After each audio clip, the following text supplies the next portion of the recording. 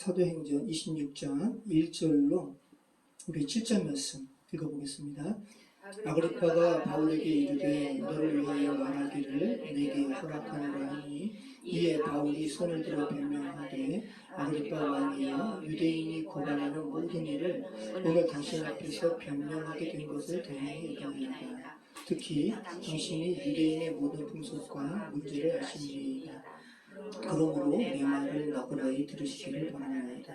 내가 처음부터 내 민족과 더불어 예루살렘에서 젊었을 때 생활한 상황을 유대인이 다 아는 바라 일찍부터 나를 알았으니 그들이 증언하려 하면 내가 우리 종교의 가장 엄한 바를 따라 바리새인의 생활을 하였다고 할 것이라.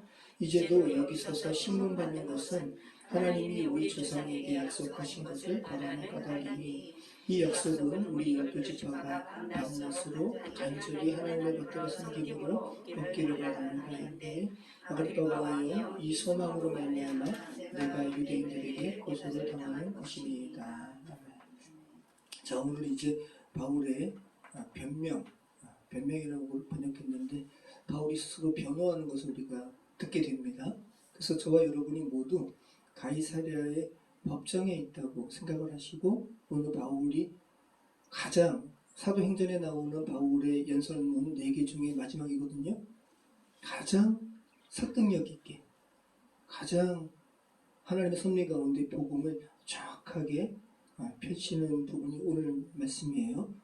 자, 우리 지난주에 제가 챗 GPT한테 이 상황을 좀 그려보라고 그랬잖아요. 이러한 상황이었잖아요.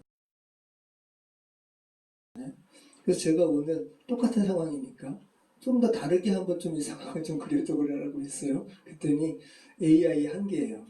오늘 새로 그린 장면 보세요. 거의 비슷하죠. 근데 손을 들죠. 네.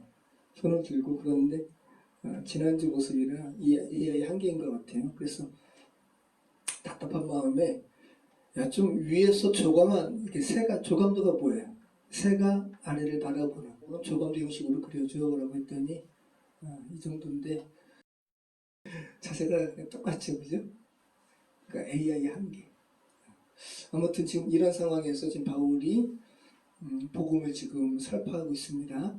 이 자리에 아그리빠 왕, 베스도 총독, 버니게, 또 로마 천부장들, 또 각종 고위 관료 외에 저와 여러분도 시공간을 초월해서 같이 앉아 있는 거예요. 같이 한번 바울의 메시지를 이들의 자리에서 함께 듣기 바랍니다. 자, 바울이 가이사에게 상소했기에 이제 베스도는 어떤 임무가 생겼는데 바울을 황제에게 안전하게 보내야 됩니다. 로마 시민이 가이사에게 상소했기 때문에 이제 안전하게 황제에게 보낼 의무가 생긴 거예요. 그런데 딜레마가 생긴 거예요. 바울을 가이사에게 보내야 되는데 바울에게 황제에게 보낼 만한 죄가 안 보이는 거예요. 그래가지고 마침 자기를 방문하러 온 아그리빠 왕에게 이 딜레마를 이야기하고 너가 한번 바울의 변명을 듣고 죄로 삼을 것을 한번 찾아봐라 라고 이렇게 자리를 마련한 거죠. 지난주까지 내용이었습니다. 그렇게 해서 총독 베스도 또 아그리빠의 누나이자 당시에는 정부였던 버니게 그리고 천부장들 고위 관료가 모인 자리에서 이제 바울이 손을 들어 변명하기 시작합니다. 자, 이 손을 든다는 것이 공적 발언의 시작을 알리는 제스처라고 그래요. 그래서 바울이 아까 그림 보면 손을 이렇게 들잖아요. 굉장히 어때 보여요? 이제 바울의 말을 듣기 위해 모인 사람들 앞에서 이제 공적인 변론을 하기에 앞서서 손을 들어 굉장히 정중해 보이죠. 그래서 이게 로마 헬라 당시의 관습으로는 굉장히 정중한 공적인 연설의 시작. 또 여기 히브리인들도 있죠. 나름대로 유대인들 입장에서는 그 유대인들 사고에서도 굉장히 경건하게 자신의 엄숙한 가운데 자신의 말을 펼치는 그런 모습이기도 해요. 자, 아까 드린 말씀처럼 사도행전에서 바울이 실제 발언하는 것처럼 기록된 연설문이 오늘 본문까지 총 4번 등장하는데 각각 대상과 느낌에서 차이가 납니다. 첫 번째 연설문은 사도행전 13장에서 바울이 다메섹 도상에서 회심한 후에 예루살렘에 와서 골수 유대교의 메인 사람들에게 바울이 이스라엘의 역사에 대해서 이야기하고 예수님의 십자가와 부활에 대해서 이야기하고 믿음으로써 의롭다 여김을 받는 이 신칭에 대해서 이야기하고 이어서 이방인 선교에 대해서 강조할 때 유대인들이 격분하죠. 이게 첫 번째 연설문이었고 두 번째 연설문은 어디에 나와요? 아덴에서 아레오가고 언덕에서 우상의 메인 사람들에게 그 그리스 헬라 사람들의 그 시인들의 말을 인용해가지고 너희들이 말하는 그 신 내가 알려줄게 라고 하면서 우상을 섬기는 부분에 대해서 비판하고 회개할 것과 부활에 대해서 바울이 또 증언합니다. 그 다음에 세 번째 연설은 어디서 해요? 사도행전 22장에서 예루살렘에서 체포된 후에 안토니오 요새로 소동이 벌어졌잖아요. 그래서 안토니오 요새에서 글라우디오 루시아가 백부장 2명과 함께 급히 달려와가지고 바울을 체포하는 거지만 표면상은 체포하는 거지만 체포하는 것이 아니라 안토니오 요새로 피신하는 가운데 마지막으로 그 계단에서 바울이 유대인들에게 말을 하죠. 그래서 다시 한번 이때 유대인들에게 바울이 자신이 유대인으로서 어떻게 살았는지 또 다메섹에서 예수 그리스도를 만난 일에 대해서 또 이방인 선교 사명에 대해서 또 이야기하니까 또 소동이 벌어집니다. 그래서 이제 글라우디오 루시아가 안토니오 요새로 이제 영내 안으로 들여보내는 그것이 바울의 세 번째 연설문이고 그리고 오늘 연설하는 거예요. 자, 바울도 지금 아그리빠와 여러 사람 앞에서 지금 연설하는 것이 재판의 상황이 아닌 것을 알고 있어요. 주된 청중, 이 많은 청중이 있지만 그 중에서 가장 주된 청중이 아그리빠 왕이라는 것을 바울이 알아요. 그래서 아그리빠 왕은 반은 유대인, 반은 에돔 사람이기 때문에 유대교에 대해서 누구보다 잘 알아요.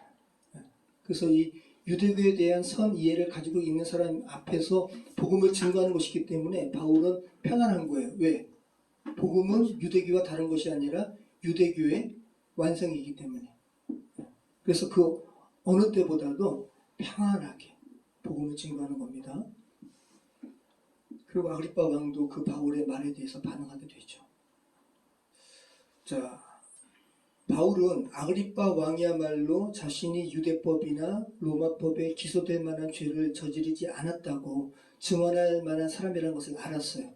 그리고 실제로 아그리빠가 그렇게 해요. 죄가 없다고. 바울이 죄가 없다고 이야기합니다. 우리가 마지막에 살펴보게 되죠. 자, 오늘 우리가 읽은 본문에서 바울이 먼저 자신의 종교적 배경에 대해서 고백하죠. 한마디로 말하면 뭐예요?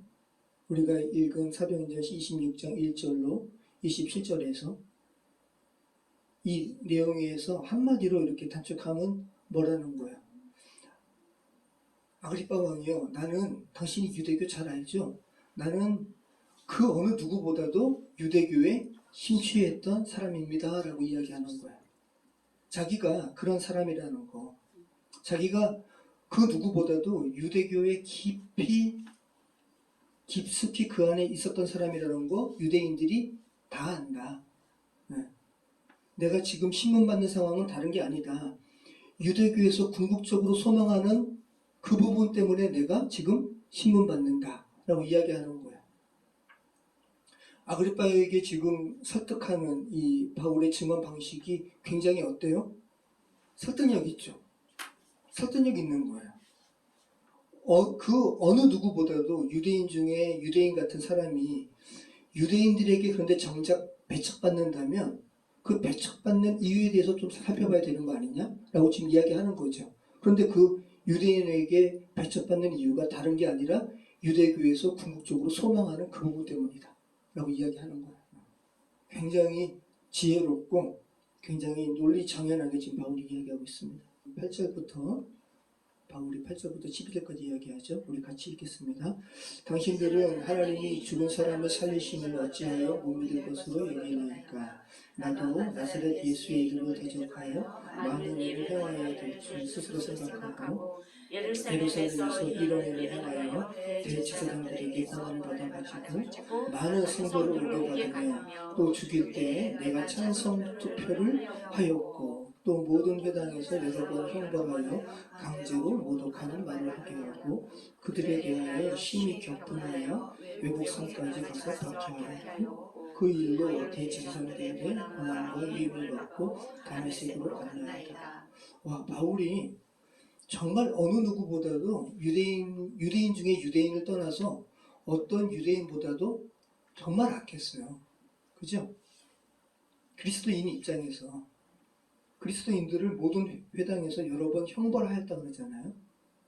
그리고 그리스도인들로 하여금 억지로 예수 그리스도를 모독하게 하는 말을 했다는 거예요. 무슨 뭐 안티크리스찬, 아주 전형적인 안티크리스찬이었어 바울이. 그죠? 자, 그러면서 이렇게 자기가 유대인 중에 유대인이었다라는 말 하기 전에 앞에서 무슨 말을 해요? 8절 말씀이죠. 당신은 하나님이 죽은 사람을 살리심을 어찌하여 못 믿을 것으로 여기나이까. 바울의 복음의 증거의 핵심은 부활이에요. 죽은 사람을 살리는 것, 이게 뭐예요? 부활이잖아요. 자, 이 부활을 이야기하면서 내가 유대인 중에 유대인이다 라는 말을 강조하는 것은 유대인 중에 유대인 이 교리에, 유대교 교리에 아주 깊게 들어간 사람일수록 부활을 부인하면 안 된다는 거예요. 네. 여러분, 부활을 믿지 못한다는 말을 다른 말로 하면 뭐가 돼요? 우리 재훈이 부활 믿어? 어? 재현아, 부활 믿어? 안 믿어? 안 믿어? 자, 보세요. 자, 부활을 믿지 못한다는 말은 다른 말로 하면 부활을 믿지 못한다 이코르 자신의 죄가 사함받지 못한다라고 믿는 것과 똑같아요. 왜냐하면 죽음은 죄로 말미암은 것이기 때문에. 그래서 부활을 믿지 못한다는 것은 나의 죄가 사함받지는 못해라고 믿는 것과 같은 거예요. 여러분, 예수님은 죄가 없으시잖아요. 죄가 없으신 분이 죽으셨다가 다시 부활하시는 것은 지극히 당연한 거예요. 왜냐하면 죄가 없기 때문에 죽음에 그대로 매여 있을 수가 없는 거예요. 여러분, 풍선에다가 바람 불어가지고 물속에 억지로 한번 넣어보세요.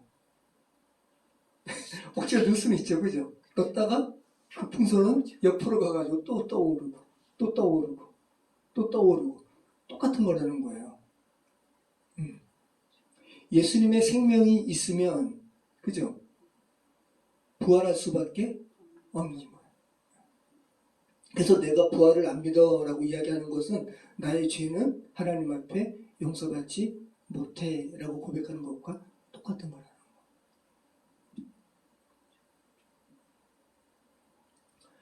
예수 그리스도의 부활이 당연한 것처럼 저와 여러분이 예수 그리스도의 부활을 믿죠? 예수님을 믿죠? 그럼 예수님 안에서 여러분의 죄가 사함 받으셨죠? 그러면 예수 그리스도의 부활처럼 여러분의 부활도 당연하다라는 거. 자, 바울이 부활에 대해서 이렇게 언급하는 거예요. 어떻게 당신들, 유대교의 배경을 가지고 있는 당신들이 어떻게 부활이 가능하지 않다고 여깁니까? 라고 이야기하는 거죠. 자, 우리 13절로 15절 말씀 같이 읽겠습니다. 13절로 15절 우리 같이 읽겠습니다. 왕이여 정오가 되어 길에서 보니 하늘로부터 해보다 더 밝은 빛이 나와 내 동행들을 둘러 비추는지라. 우리가 다 앞에 엎드러지매 내가 소리를 들으니 히브리 말로 이르되 사울아 사울아 내가 어찌하여 나를 박해하느냐. 가시채를 뒷발질하기가 내게 고생이니라. 내가 대답하되 주님 누구십니까? 주께서 이르시되 나는 내가 박해하는 예수라. 네, 바울이 다메섹 도상에서의 언급을 지금 사도행전에서 누가가 세 번째 쓰고 있습니다. 사도행전 우리 얼마 전에 사도행전 22장에서는 큰 빛이라고 이렇게 언급되었는데 오늘 본문에는 해보다 더 밝은 빛. 자, 이 다메섹 도상에서의 이 바울의 이러한 간증이 3번 나온다고 했잖아요. 사도행전 9장과 사도행전 22장에 나오는데 차이가 있는데 오늘 본문과 사도행전 9장과 22장에는 빛을 보고 쓰러진 사람은 바울뿐이에요. 근데 오늘 본문에서는 바울이 뭐라 그래요? 나뿐만 아니라 우리가 다 바울과 그리스도인들을 사로잡으러 다메섹 도상으로 가는 여정에 있었던 모든 사람들이 다 쓰러졌다고 이야기하는 거예요. 자, 그러면서 예수님께서 히브리 말로, 여기서 히브리 말이라는 것은 당시의 유대 언어는 아람어예요. 아람어입니다. 아람어로 사울아 사울아 왜 내가 나를 박해하느냐 라고 예수님께서 말씀하셨다는 거죠. 여기 지금 같이 한번 읽어볼까요? 사울아 사울아 내가 어찌하여 나를 박해하느냐 가시채를 뒷발질하기가 내게 고생이니라. 당시 헬라 번역권에서 사용되었던 속담을 가지고 예수님께서 말씀하시는 거예요. 이 가시채를 뒷발질하기가 내게 고생이다 라는 말이 뭐 같아요? 이것을 공동 번역이 이렇게 번역했습니다. 더 이해가 쉬워요. 사울아 사울아 왜 나를 박해하느냐 가시로 친 채찍에다 발길질을 하다가는 너만 다칠 뿐이다. 당시에 이렇게 농사를 짓기 위해서 소로 하여금 이렇게 쟁기매어 가지고 앞으로 갈 때 채찍으로 가시도 친 채찍으로 이렇게 모는데 소가 앞으로 가지 않고 주인의 말을 어기고 자꾸 망가려고 그러고 뒤로 가려고 그러면 그 채찍으로 더 맞을 뿐이라는 거죠. 그 이야기 하는 거예요. 그러니까 지금 크게 보면 하나님의 큰 역사에 피조물인 바울이 그저 그리스도인을 박해하는 것은 하나님의 큰 복음의 역사에 지금 역행하는 거잖아요. 왜 너가 나를 박해하니? 그렇게 하는 것은 너만 고생이다 라고 이야기하는 거죠. 창조주 하나님의 뜻에 반하면 너만 고생이다 라고 이야기하는 거예요. 자, 지금 바울이 회심한 길이 어디였어요? 다메섹 도상이었어요. 젊은 바울이 아주 혈기왕성한 바울이 제사장들의 권세와 위임을 받고 그리스도인들을 잡아 가두려고 야망에 불탔던 그 시기였어요. 방향이 잘못된 것을 인정하지 못한 채 열정 가득한 가운데 그렇게 다메섹 도상에서 예수님 잡아 가두려고 예수님 믿는 사람 잡아 가두려고 갔던 도상이에요. 그 시기가 근데 언제였다고요? 정오면 중동 사람들은 그냥 잠자고 쉴 때인데 쉬지도 않고 열정으로 가득 찬 거예요. 근데 그 열정이 어떤 열정이에요? 잘못된 열정. 하나님의 뜻에 역행하는 열정으로 가득한 그때 하나님께서 만나주신 거죠. 자, 이 간증을 지금 누가 듣고 있습니까? 총독 베스더, 그죠? 그리고 아그리빠, 버니게, 그리고 천부장들, 각종 고위 관료들, 이 사람들 다 하나같이 요즘에 대통령 새로 당선돼가지고 새롭게 이렇게 정보 관료 막 조직하려고 그러잖아요. 그 사람들 세상적으로 이야기하면 열정으로 가득한 사람들이죠. 그리고 나름 자신의 인생의 최고봉까지 지금 올라가는 그런 위치 아니에요. 그죠? 지금 바울의 말을 듣는 사람들 하나같이 천부장이에요. 로마 군대의 천부장. 엄청난 자리에 오른 거예요. 베스도도 마찬가지. 아그리빠 마찬가지. 고위 관료지들 다 마찬가지. 지금 하나님께서 바울이 입술을 들어서 바울이 자기만의 열정으로 가득 찼던 아주 최고봉일 때 그죠? 그 다메섹 도상에서 예수님 만나주신 것처럼 바울이 전하는 말을 통해서 듣고 있는 이들도 지금 똑같은 상황이라는 거예요. 아그리빠 같은 경우도 최고봉까지 지금 올라간 상태 아니에요? 그리고 문란하고 음탕한 로마 제국의 사조에 물들어가지고 자기 누나를 지금 정부로도 삼고 있고 그게 죄인지도 모르고 어둠 가운데 있는 거죠. 자, 그러면서 뭐라 그러셨다라는 거예요? 16절로 18절 우리 같이 읽겠습니다. 일어나 너의 발로 서라.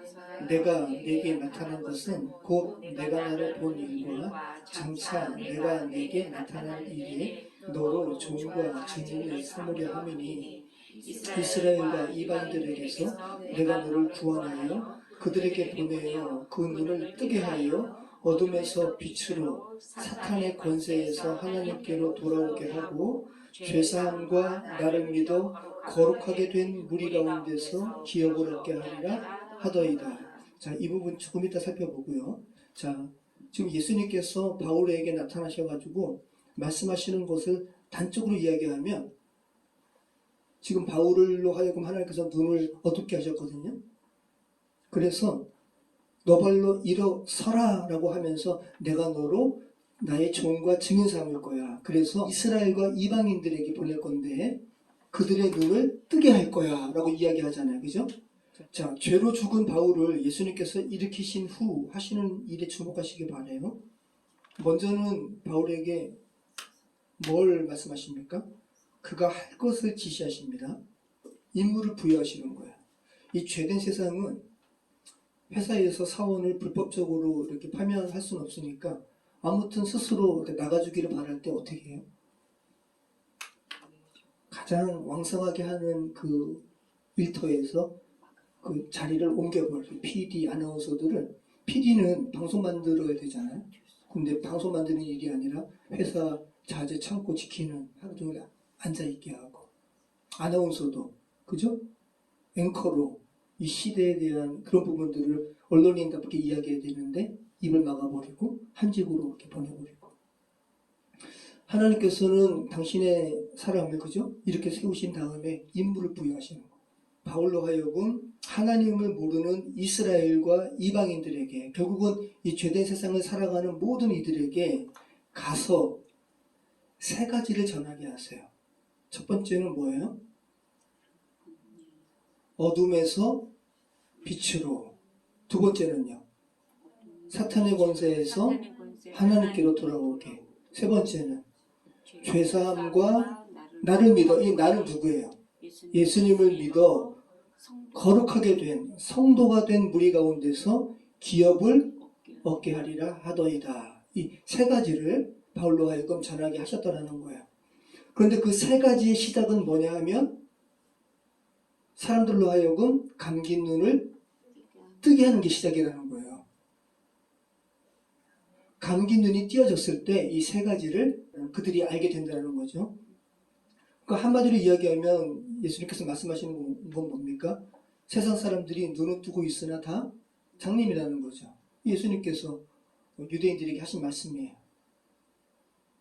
자, 어둠의 일, 사탄의 권세의 메인 일이라는 게 뭐예요? 이들은 자기가 눈이 감긴 것이라는 걸 알지도 못한 채 자신이 눈을 다 뜨고 있는 것으로 여기고 자기의 인생을 자기의 목표 가운데서 하나님의 뜻과는 전혀 상관없는 자신이 목표를 정하고 그 목표 가운데 쫙 정진했단 말이죠.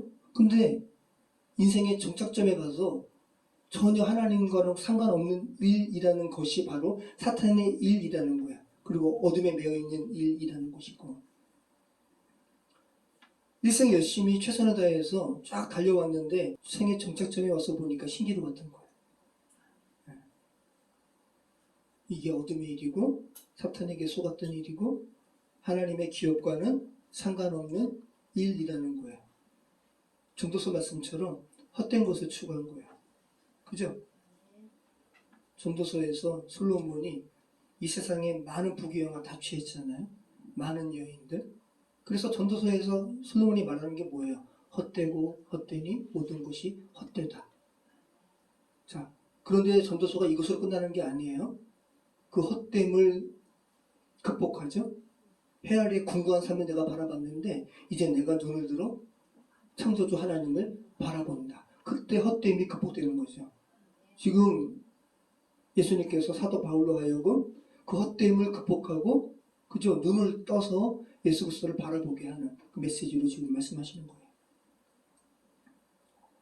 이것이 단순하고 막연한 피상적인 말이 아니라 이 세상을 살아가는 모든 이들에게 가장 시급한 말이라는 거예요. 너가 지금 장님 가운데 있는 거야. 맹행 상태에 있는 거야. 눈을 뜨라고. 그래서 이 부분 전하라고. 너희가 다 눈을 뜨고 있지만 뜬다고 하지만 너희는 다 장님이다라고 이야기하시는 것처럼 똑같은 메시지를 지금 바울을 통해서 바울로 하여금 멀쩡한 눈 어둡게 만드시고 아나니아로 하여금 눈 다시 안수받아서 뜨게 하기 전까지 어둡게 만드셔가지고 눈이 어둡다는 것이 무엇인지 절감하게 하셨어요. 이게 지금 피상적인 말이 아니라는 거예요. 모든 사람들이 가장 시급히 붙들 말이 바로 이거라는 거예요. 예수님을 모른다면 모르는 모든 사람들에게 가장 시급한 말은 너가 지금 장님이라는 거. 예수님을 믿지 않는 사람들이 다 지금 눈이 가려진 채 다 자기만의 이렇게 할 거야 저렇게 할 거야. 내 영혼아 이제 편히 쉬라. 내 곳간 내가 새롭게 헐고 새롭게 지을 거야. 그 곳간에서는 좀도 먹지 않고 벌레도 들어오지 않고 이제 도둑도 없을 거야. 내 영혼아 편히 쉬라. 이게 다 지금 자기가 눈이 어두운 거 모른 채 교만하게 사람들이 말하는 거 똑같은 거잖아요. 그때 하나님께서 말씀하시는 거예요. 어리석은 자여 오늘 밤 내 영혼을 도로 찾으리니 그러면 너가 준비한 것이 네 것이 될 거. 그러니까 이게 가장 모든 영혼들에게 가장 시급한 말이 바로 이 부분인 거죠. 너가 지금 장님 상태야. 그래서 장님 상태인 너 상태에서 지금 너가 추구하는 일들은 다 어둠의 일이고 사탄의 권세의 메인 일이고 하나님의 성도의 기업과는 전혀 상관없는 일이야 라고 말하는 거죠. 여러분 바울을 예수님께서 만나주시고 소명을 주시는 것 그리고 모세를 출애굽기 기사에서 모세를 떨기나무 불꽃 사이에서 만나주시고 소명을 주시는 이 사건이 같이 가요. 오늘 바울을 예수님께서 몇 번 부르세요? 바울아 바울아 2번 불러요. 단순히 2번 부르는 게 아니라 그러니까 인격적으로 이렇게 부르시고 또 소명을 주시는 것을 강조하는 부르심이에요. 불꽃 가운데 모세가 이렇게 그죠? 모세가 자기의 혈기가 왕성할 때 내가 내 민족 내가 구원해야지라고 하면서 그죠? 자기 민족 괴롭히는 애굽인들 때려 죽이고 그것 하나님께서 그 바울의 혈기 바울이 아니죠. 모세의 혈기를 다 누그러뜨리시고 80세 때 이제 노인이 돼가지고 나는 이제 아무 힘이 없을 때 하나님께서 모세를 만나 주시잖아요. 그때 하나님께서 모세를 몇 번 부르시냐면 2번 부르시는 거예요. 자, 출애굽기 3장 2절로 5절 같이 읽겠습니다. 여호와의 사자가 떨기나무 가운데로부터 나오는 불꽃 안에서 그에게 나타나시니라. 그가 보니 떨기나무에 불이 붙었으나 그 떨기나무가 사라지지 아니하는지라. 이 모세가 이르되 내가 돌이켜가서 이 큰 광경을 보리라. 떨기나무가 어찌하여 타지 아니하는고 하니 그때에 여호와께서 그가 보려고 돌이켜오는 것을 보신지라. 하나님이 떨기나무 가운데서 그를 불러 이르시되 모세야 모세야 하시매 그가 이르되 내가 여기 있나이다. 하나님이 이르시되 이리로 가까이 오지 말라. 내가 선 곳은 거룩한 땅이니 내 발에서 신을 벗으라. 자, 신을 벗으라는 말은 뭐예요? 경계의 어떤 상징적인 그런 행위인 거예요. 너가 지금 이제 너가 지금까지는 인지하지 못했는데 지금 너가 선 곳은 하나님의 거룩한 곳이야. 하나님께서 현존하는 곳이야. 그 거룩함에 대해서 너 합당한 태도를 취해 신을 벗어라고 이야기하는 거죠. 우리가 하나님의 현존 안에 있다는 것을 알게 될 때, 그죠? 우리의 행동이 하나님 앞에 합당한 그런 행동을 취하게 돼요. 하나님의 현존 앞에 눈이 멀게 되고 엎드러진 거죠. 그러면서 초월적인 하나님의 그러한 역사를 이렇게 느낄 때 이제 예수님께서 바울을 일으켜 세우시죠. 그죠? 일어나 너의 발로 서라. 그러면서 소명을 주세요. 내가 너를 보낸다. 이스라엘과 이방인들의 눈이 감긴 이들에게 보낸다라고 말씀하시죠. 자, 바울이 그 인생 가운데서 하나님의 현존을 만난 곳이 어디예요? 다메섹 도상이에요. 자, 모세는 하나님의 현존을 경험한 곳이 어디예요? 시내산 인근 떨기나무, 불타는 떨기나무가 있는 곳이었어요. 그러면 우리가 하나님의 현존을 만나려면 다 다메섹 도상으로 가야 돼요? 베드로는 하나님의 현존을 어디서 경험했어요? 갈릴리 바닷가 배 위에서. 그죠? 네. 야고보는요. 루스라고 그냥 이렇게 견과류라는 이름 없는 이 루스가 베델로 바뀌잖아요. 이 루스에서 돌베개 베고 자다가 하나님의 현존을 경험한 거예요. 저 여러분이 하나님의 현존은 예배당에서 기도하다가 경험할 수도 있고 여러분의 안방에서 그냥 깊이 하나님께 기도하다가 현존을 경험할 수 있고 그것이 바로 하나님의 현존인 거죠. 그러니까 하나님의 현존은 우리가 살아가는 모든 곳에서 하나님을 만나게 되면 하나님의 현존을 경험하는 거예요. 그것이 여러분에게는 베델이 될 수 있는 거예요. 담에서 도생이 될 수 있는 것이고 그곳에서 바울이 하나님께 소명받는 거죠.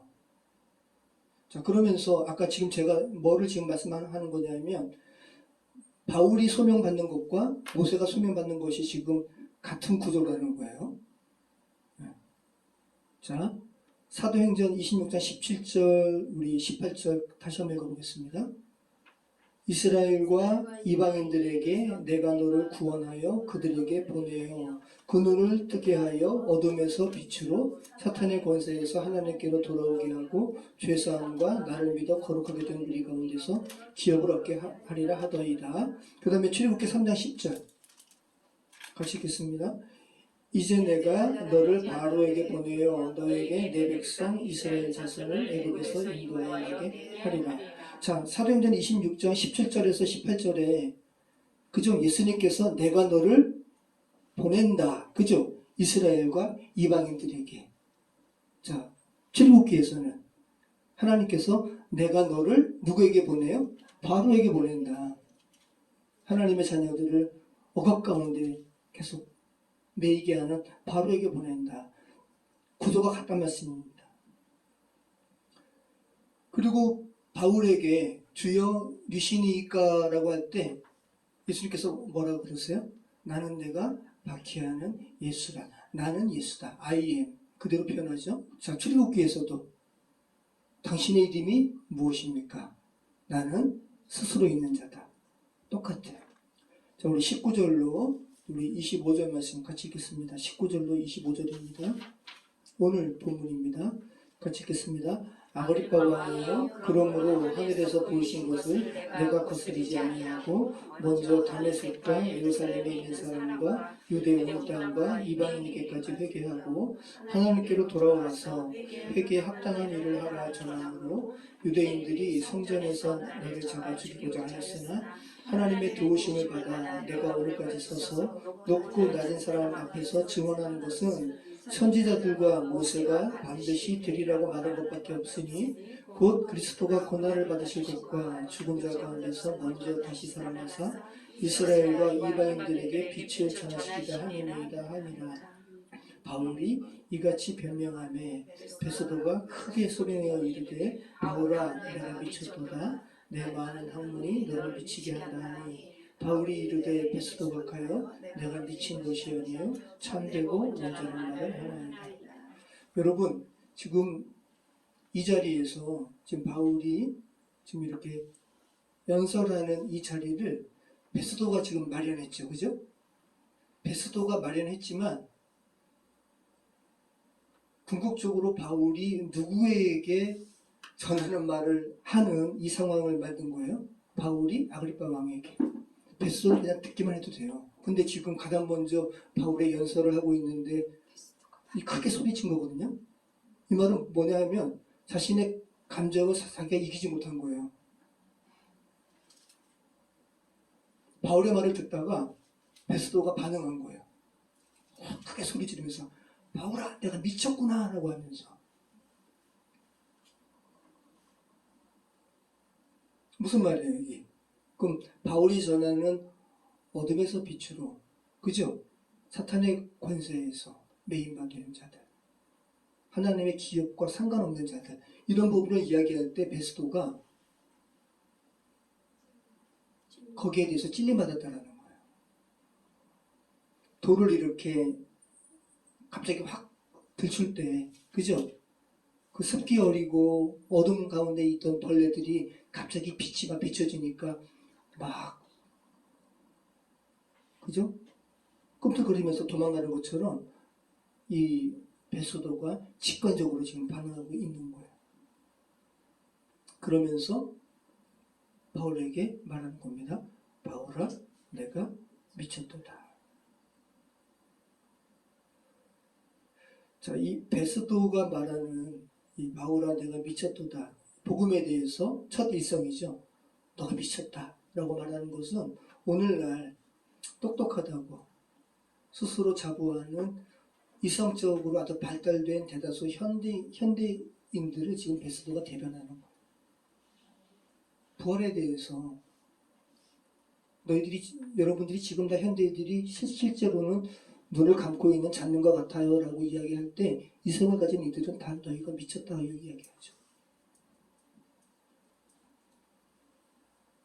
죽은 자의 부활과 같은 이야기, 어둠과 빛에 대한 이야기, 사탄의 권세에 대한 이야기를 하니까 자기도 모르게 베스도가 지금 반응하는 거예요. 바울이 전하는 복음이 그를 근본에서부터 흔들어 버리니까 이성적으로는 반론을 펼치지 못하고 감정적으로 반응하는 거예요. 너가 미쳤다라고.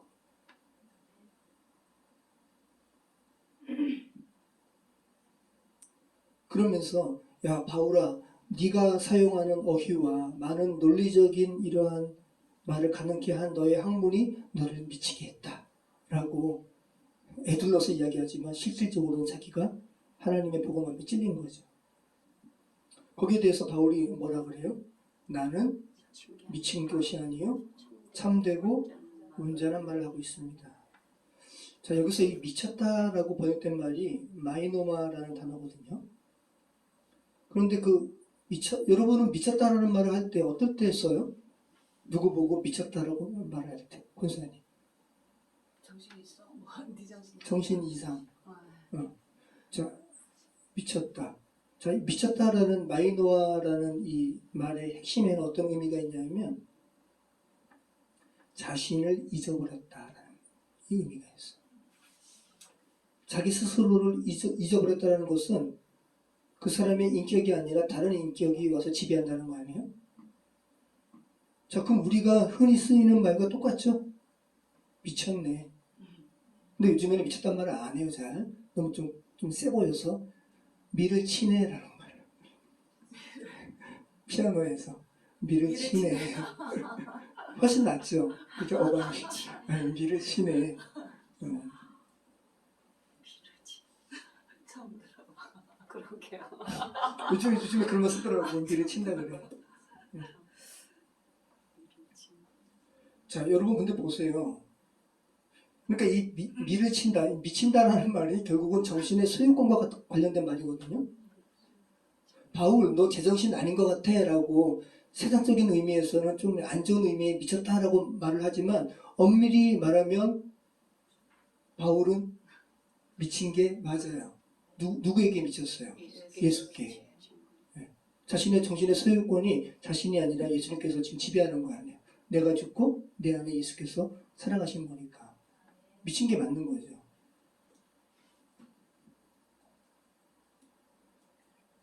만약 베스도가 너 미쳤다라고 이야기하니까 내가 미친 게 아니고 내가 참되고 온전한 말을 합니다라고 이야기하지만 만약 베스도가 바울 너 예수께 미쳤구나 라고 이야기했으면 예 맞습니다 나 미쳤습니다 라고 이야기했을 거예요. 그 이야기를 바울이 고린도 교회에 보내는 편지에 이야기합니다. 자, 고린도 후서 5장 13절 우리가 만일 미쳤어도 하나님을 위한 것이요 정신이 온전하여도 너희를 위한 것이니. 그러니까 바울이 정확하게 이 마음을 알아. 이것이 뭘 말하는지 알아요. 만약에 우리가 미쳤다면 우리는 뭐예요? 그리스도인이죠. 우리가 미친 거면 하나님께 미친 것이지 예수님께 미친 것이지 세상 사람에게는 온전하다라고 이야기하는 거예요. 여러분 그리스도인들은 예수를 적당히 믿는 사람들이 아니에요. 미쳐야 돼요. 적당히 믿으니까 오늘날 그리스도인이 적다고 이야기하는 거예요. 얼마 전에 처갓집 다녀오면서 저는 이렇게 예전 노래를 좋아해요. 그리고 자동으로 나와요. 그 아이 엄마가 신기해요. 어떻게 그렇게 세상 음악이 마음속에 가득하냐고. 가득한 게 아니라 아이언만은 고등학교 때 TV를 안 봤다 그러고 저는 그때 가요 톱10 얼마나 저는 이문세 노래 너무 좋아하고 그래서 옛날 노래가 얼마나 좋아요. 저는 아이언만한테도 이번에 이렇게 처갓집 다녀오면서 들으면서 아 그때 이제 80년대 대학가요제 강변가요제 나온 분들이 지금 권사님 그 또래들 우리보다 이제 누나들 형들 와 청바지 입고 기타 그 하고 순수하고 그 가사도 그렇고 너무 좋은 거예요. 그러다가 이번에 이상은 씨가 저보다 한 살 많더라고요. 이상은 씨 이제 담다디 하다가 와 이상은 씨의 그 음악 세계에 대해서 저희가 계속 이제 영상 찾아보면서 굉장히 수준 높은 가수더라고요. 워낙 그 담다디가 강해가지고 좀 그래 보이는데 그게 아니라 한국 명반의 100대 명반에 속해 있는 그 공무도화가 뭐 약간 그런 음악도 만들고 그러다가 제가 이렇게 이상은 씨의 음악도 듣다가 갑자기 예전에 권사님도 보셨나요? 예전에 나는 가수다라고 가수들 중에 가수들이 내가 최고지라고 경연하는 거 있었잖아요. 기억나세요? 나는 가수다에서 제가 어떤 노래가 기억이 난 거예요. 그걸 다시 듣고 싶은 거예요. 자우림의 김유나 씨가 그 김창완, 산울림의 내 마음의 주단을 깔고 이거를 리메이크한 그 나는 가수다에서 그때 너무 감명이라는 게 보다 확 이렇게 빨려들었거든요. 그걸 다시 보고 싶어가지고 다시 찾아봤죠. 이 산울림의 내 마음의 주단을 깔고는 진짜 명곡이에요. 근데 이것을 남자들만 리메이크했어요. 신화위라는 그룹도 리메이크하고. 근데 그 자우림 좋아하세요? 네. 자우림의 김유나 씨가 이제 여성으로서는 처음으로 리메이크했는데 들으면서 저희가 야 진짜 미쳤다. 다른 인격체가 그 안에 들어가서 완전히 그런 모습이 이렇게 보일 정도로 그때 미쳤다 그런 거죠. 그리스도인이 그죠? 그리스도인은 정말 예수님께 미쳐야 되는데 우리 재훈 재현이가 아빠에 대해서 이렇게 거부감이 일어나는 거 제가 제대로 미치지 않았기 때문에 예수님께 아빠의 모습이 여전히 있는데 그러니까 지금 거부감도 들고 때때로는 반항도 하고 그러는 거죠. 제 잘못이에요. 진짜 미쳐야 되는 거 그죠?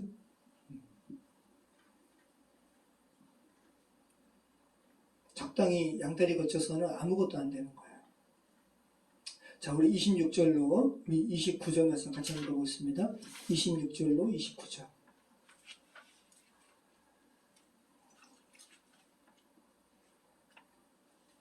같이 읽겠습니다. 왕께서는 이 일을 아시기로 내가 왕께 담대히 말하오니 이 일에 하나라도 아시지 못함이 없는 줄 믿나이다. 이 일은 한쪽 구석에서 행한 것이 아닙니다. 아그리빠 왕이여 선지자를 믿으시나이까? 믿으시는 줄 아나이다. 아그리빠가 바울에게 이르되 내가 적은 말로 나를 권하여 그리스도인이 되게 하려 하는도다. 바울이 이르되 말이 적으나 많으나 당신뿐만 아니라 오늘 내 말을 듣는 모든 사람도 다 이렇게 결박된 것 외에는 나와 같이 되기를 하나님께 원하나이다 하니라. 자, 복음을 전하는 바울에 대하여 세상적인 의미로 미쳤다라고 표현하면서 복음을 거부하는 베스도와 달리 반은 유대인, 반은 에돔인 이 아그리빠 왕은 복음에 반응하게 되었어요. 왜냐하면 유대교에 대해서 너무나 잘 알기 때문에 바울이 말하는 바가 하나도 유대교에 배척되는 게 아니에요. 오히려 유대교로 완성하는 거죠. 그래서 바울이 전하는 그리스도의 복음에 점점 마음이 기우는 것을 그도 어찌할 수 없었어요. 그런데 복음 앞에 결단하지는 못해요. 네. 그 전에 오늘 본문 전에 베스도 총독 전에 벨릭스 총독이 어떻게 했죠? 지금은 가라 나중에 다시 듣겠다. 그렇게 2년이 지나도록 복음 앞에 결단하지 못한 것처럼 아그리빠와 똑같이 복음에 이렇게 마음을 끌리면서도 자기가 지금 유대 나라의 분봉왕이거든요. 그러니까 이 복음을 대다수 유대인들은 거부하잖아요. 그러니까 이 유대인들을 의식할 수밖에 없는 거예요. 그래서 에둘러 너가 적은 말로 나를 그리스도인 되게 하는구나. 여러분, 그리스도인 되는 것은 많은 말을 듣고 그리스도인 되는 게 아니에요. 그죠? 핵심만 이렇게 찔림받게 되면 그냥 반응하게 되는 거죠. 근데 적은 시간을 투자해서 적은 말로 나를 그리스도인 되게 하니? 이렇게 이야기하는 거예요. 그러니까 지금 나는 너의 그 말에 내가 넘어가서 그리스도인 될 줄 알아? 나는 싫어라고 이야기하는 거죠. 유세 부리는 거예요. 바울 앞에. 누가 누구에게 유세를 부려요. 그죠? 절대절명 앞에 지금 바울이 지금 그냥 떨어지면 죽음인데 그 앞에서 지금 구원의 밧줄에 대한 이야기 하는데 유세 부려요. 난 너가 지금 하는 요 밧줄, 야 내가 이거 너가 말한다고 내가 잡을 줄 알아? 이게 얼마나 이게 코미디 같은 거예요. 그걸로 너의 그 정도 말로는 내가 이 밧줄 안 잡지. 바보 같은 말이고 허세 부리는 거예요. 어리석은 거예요. 양심의 반응은 스스로 지금 막고 있어요. 대다수 현대 그리스도인들이 복음에 대해서 반응한 것과 똑같죠. 네. 베스도는 이성으로 맞고, 그죠? 이 아그리빠는 여러 가지 상황을 이렇게 재는 거예요. 그러면서 맞고.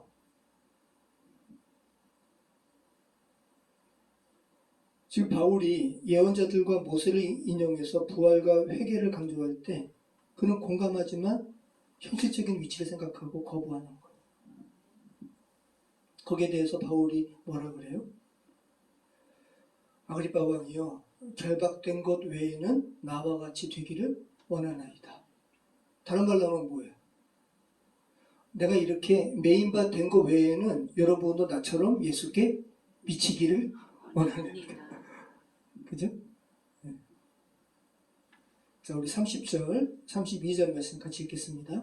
왕과 총독과 번이게와 그 함께 앉은 사람들이 다 일어나서 물러가 서로 말하되 이 사람은 사형이나 결박을 당할 만한 행위가 없다 하더라. 이에 아그리빠가 베스도에게 이르되 이 사람이 만일 가이사에게 상소하지 아니하였더라면 석방될 수 있을 뻔하였다 하니라. 자, 베스도가 아그리빠 분봉 왕에게 부탁한 것에 대해서 정확하게 아그리빠가 반응하는 거예요.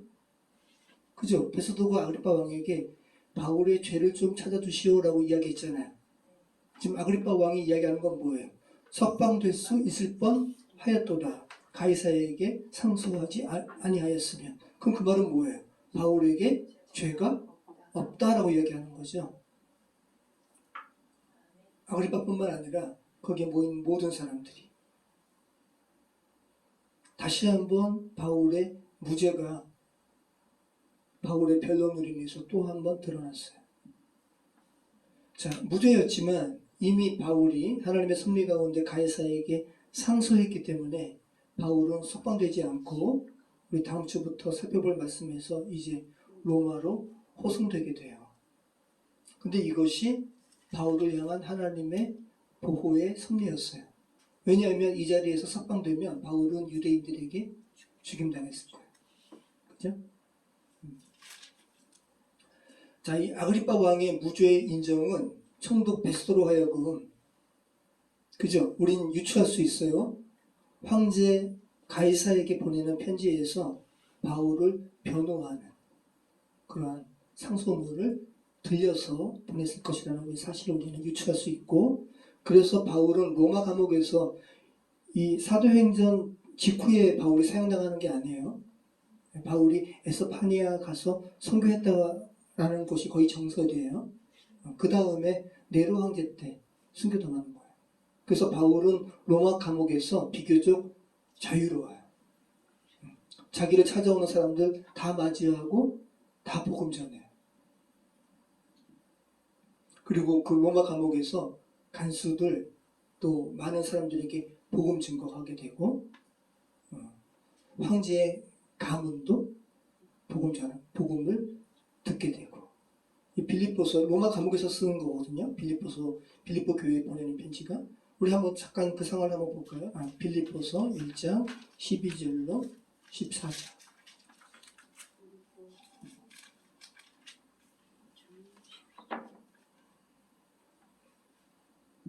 자, 우리 같이 읽겠습니다. 형제들아, 내가 당한 일이 도리어 복음 전파의 진전이 된 줄을 너희가 알기를 원하노라. 이러므로 나의 매임이 그리스도 안에서 모든 시위대 안과 그 밖에 모든 사람에게 나타났으니 형제 중 다수가 나의 매임으로 말미암아 주 안에서 신뢰함으로 겁없이 하나님의 말씀을 더욱 담대히 전하게 되었느니라. 네. 로마 감옥에서의 바울의 이 매임이 그리스도 안에서 모든 시위대 안과 로마 군인들 안과 그 밖에 모든 사람들에게 나타났다는 거예요. 자, 빌립보서 4장 22절. 빌립보서 4장 22절.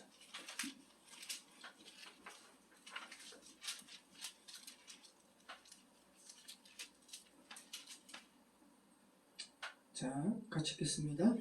모든 성도들이 너희에게 문안하되 특히 가이사의 집 사람들 중 외치니라. 와.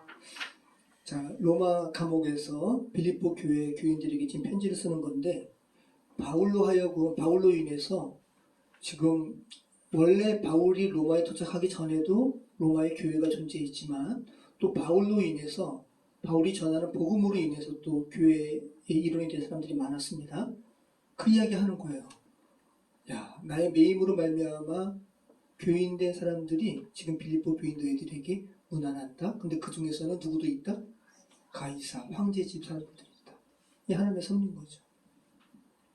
이게 바울의 무죄로 인한 아마 베스도가 이렇게 좀 죄가 없다라고 이렇게 상소문에 쓴 이것으로 인한 어떤 결과일 수도 있어요. 하나님의 섭리입니다. 자, 지금 오늘 말씀은 참 아이러니한 거예요. 죄된 세상 사람들은 그리스도인들 보고 미쳤다고 하고, 그리고 그리스도인들이 보기에는 정확하게 죄된 세상에 속한 사람들이 미친 거예요. 왜냐하면 그 안에 온전한 정신이 아니라 사탄의 미인 가운데 있으니까 서로가 미쳤다고 하는 거예요. 아이러니하죠. 그죠? 자, 누가복음 15장 17절만 한번 볼까요? 여기 탕자가 아버지가 아직 죽지도 않았는데 재산 달라고 하는 거잖아요. 미쳤어요. 죽지도 않았는데 재산 달라고 하는 거는 다른 말로 하면 뭐예요? 아버지 빨리 죽으세요. 그러니까 동네 사람들한테 죽임당해도 될 이 행위를 하는 거죠. 근데 아버지가 아들 너무 사랑하니까 그 재산 줘가지고 보내네요. 근데 이 아들이 그 재산 가지고 창기와 노란하고 해서 다 탕진해 버렸어요. 뭐예요? 미친 거죠. 그죠? 그러다가 돼지가 먹는 열매, 쥐염 열매를 먹다가 깨닫는 거예요. 그 다음에 말씀이 이거거든요. 같이 읽어보겠습니다. 이에 스스로 돌이켜 이르되 내 아버지에게는 양식이 풍족한 품꾼이 얼마나 많은가. 나는 여기서 죽여 죽는구나. 여기서 이 스스로 돌이켜라는 말이 자기 제정신으로 돌아왔단 말이에요.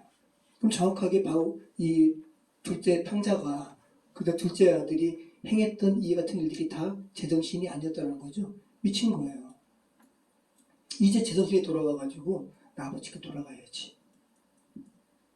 자, 세상 사람은 이런 사람 천지죠. 정확하게 미친 거예요.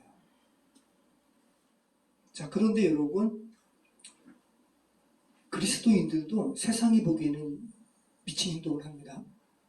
한번 볼까요? 마태복음 13장 44절. 자, 이 천국은 할 때 여러분이 천국을 누리는 그리스도인들은 이라고 생각을 하고 읽으셔도 돼요. 같이 읽겠습니다. 천국은 마치 밭에 감추인 보와 같으니 사람이 이를 발견한 후 숨겨두고 기뻐하며 돌아가서 자기 소유를 다 팔아 그것을 사느니라.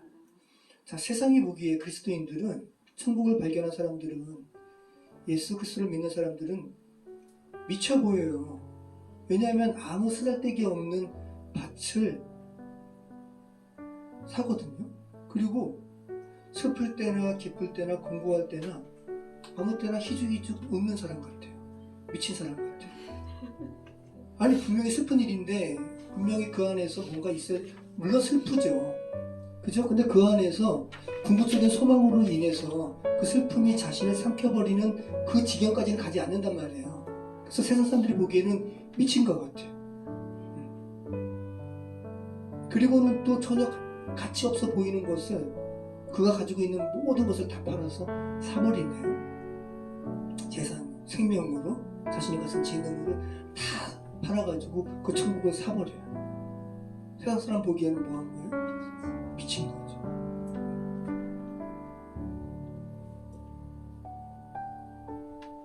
마이노마이 오늘 베스도가 바울에게 자기 감정을 주체하지 못하고 외친 말이에요. 바울 너가 미쳤다. 세상 눈에는 미친 것 같지만 실제로는 하나님의 진리를 온전하게 받아들인 사람들의 상태예요. 자, 오늘 말씀은 아무개야 너 지금 미쳐있니? 라고 묻고 있습니다. 누구에게? 아무개야 너 예수께 미쳐있니? 라고 묻고 있습니다. 자, 여러분이 지금 바울처럼 사도행전 26장의 배경에 지금 있는 사람들 앞에서 간증할 거라 생각을 해보세요. 여러분이 지금 손을 들어 김한석 권사야 말해보라 라고 할 때 김한석 권사님이 손을 들고 그저 헬라인과 이 유대인들에게 공의 인정받는 행위를 하면서 연설을 하기 시작할 때 저와 여러분의 간증을 통해서 듣다가 베스도가 김양수가 너 미쳤구나 라는 말을 듣게 되는 간증을 저와 여러분이 하실 수 있을까? 한번 생각해 보시기 바래요. 네. 다시 한번 오늘 역설과 같은 이 그리스도 안에서 미친 자가 오히려 가장 온전한 정신으로 회복되냐는 이 사실을 깊게 묵상하시고 그리스도께 미친 자로 세상에 비춰지는 그런 귀한 삶 살아가시기 축원합니다. 기도하겠습니다. 참 좋으신 하나님 감사합니다. 참 아이러니 같은 세상은 그리스도인에게 미쳤다 하고 또 그리스도인은 세상을 보면서 정말 미친 자라고 진단하는 이런 역설과 같은 이야기 속에서 아버지 하나님 우리가 분명한 진리를 붙들고 또 이 세상을 분명히 살아갈 수 있도록 도와주시옵소서.